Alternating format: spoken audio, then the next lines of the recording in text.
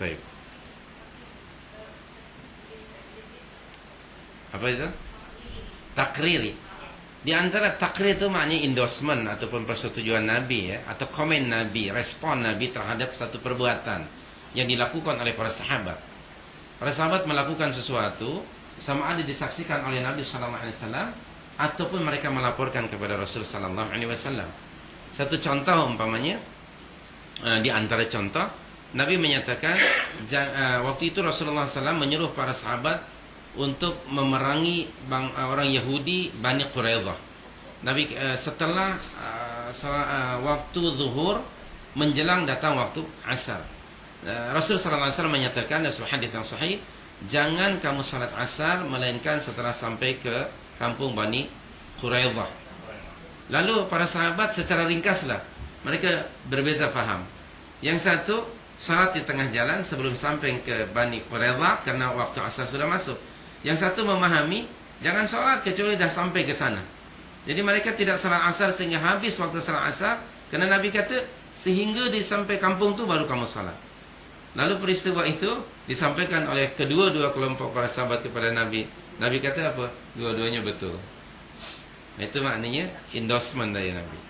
Kemudian Bilal bin Rabah radhiyallahu anhu, muadzin Rasul, dia Nabi satu masa berkata kepada Bilal, ya Bilal, malam tadi Allah memperlihatkan kepadaku, ya, Nabi kalau mimpi Rasul adalah benar. Aku melihat kamu berada di dalam syurga, selalu langkah kamu berada di hadapan aku. Amalan apa sebenarnya yang selalu kamu kerjakan? Ya Rasulullah, tiap-tiap kali saya mengambil wudhu, saya akan salat sunat 2 rakaat. Oh, itu saja ke? Maknanya Nabi menyetujui perbuatan Bilal. Lalu Bilal dalam salat subuh ada ucapan as-salatu khairum minan naum. Itu bukan dari Rasul, tapi dari Bilal, dan Rasulullah mendengar. Lalu diendos oleh Nabi. Itu namanya takrir. Hari ini tidak ada orang yang punya authority untuk mengendos amalan Anda. Yang memberi endorsement mesti siapa?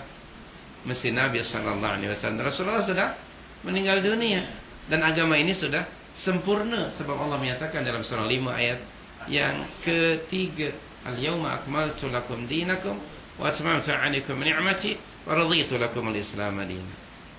So kita alhamdulillah sebenarnya semuanya sudah tersedia. Tinggal kita mengaji, mengkaji, lalu mengikutinya. Semoga Allah memberikan taufik kepada saya dan anda sekalian dalam mengikuti dan berpegang dengan sunnah Nabi sallallahu alaihi wasallam. Masih panjang perjalanan kita. Ini baru muqaddimah. Minta maaf ya, ini baru muqaddimah dan sudah lenguh. Okey. Wallahu a'lam. Saya harap anda sabar, kerana tadi surah wal asri pun wa tawassaw sabr ya. Kalau tidak sabar dalam menuntut ilmu, memang kita tidak akan ke mana. Bahkan satu masa nanti saya akan juga sharing pada masa yang akan datang how to get rahmat Allah dan yakni bantuan dari Allah ketika kita belajar. Saya akan bagi ayatnya nanti biiznillah pada masa yang akan datang. Kalau anda biarkan saya bercakap, saya tidak akan berhenti. Dan selagi ada saya, Quran jangan ditutup. Selalu kita buka ya. Terima kasih Allah ala subhanakallahumma bihamdik. Asyhadu an la ilaha illa anta astaghfiruka wa atubu ilaika wa sallallahu wa sallam ala nabiyyina Muhammad wa ala alihi wa sahbihi ajma'in wa akhiru da'wana alhamdulillahi rabbil alamin. Wassalamu alaikum warahmatullahi wabarakatuh.